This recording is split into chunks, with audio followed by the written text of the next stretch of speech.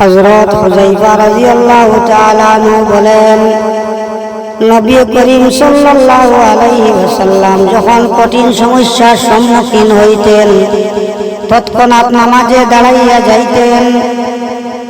হযরত হুযায়ফা রাদিয়াল্লাহু তাআলা আনহু বলেন, নবী করিম সাল্লাল্লাহু আলাইহি ওয়াসাল্লাম যখন কোনো কঠিন সমস্যার সম্মুখীন হইতেন তৎক্ষণাৎ নামাজে দাঁড়াইয়া যাইতেন। ফায়দা: নামাজ আল্লাহ তাআলার একটি বড় রহমত। কাজেই যে কোনো মুসিবতের সময় নামাজে দাঁড়ানোর অর্থই হইল আল্লাহর রহমতের প্রতি ঝুঁকিয়া পড়া। আর রহমতে এলাহি যখন সাহায্যকারী হইবে তখন মুসিবতের কি সাহায্য যে আর টিকিয়া থাকিতে পারে।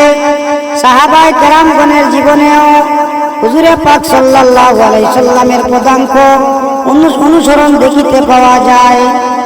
হযরত আবু দারদা রাদিয়াল্লাহু তাআলা আনহু বলেন, যখন ঘূর্ণিঝড় শুরু হইত তৎক্ষণাৎ হুজুরে পাক সাল্লাল্লাহু আলাইহি ওয়াসাল্লাম মসজিদে তাশরীফ নিয়ে যাইতেন এবং ঝড় বন্ধ না হওয়া পর্যন্ত মসজিদেই অবস্থান করিতেন। এইভাবে সূর্য ও চন্দ্রগ্রহণের সময় হুজুরে পাক সাল্লাল্লাহু আলাইহি ওয়াসাল্লাম নামাজে লিপ্ত হইতেন।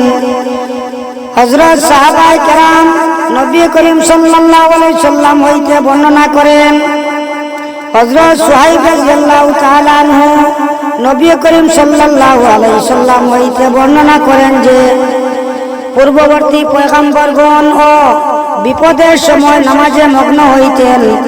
হযরত ইবনে আব্বাস রাদিয়াল্লাহু তাআলা আনহু এক সময় সফরে ছিলেন।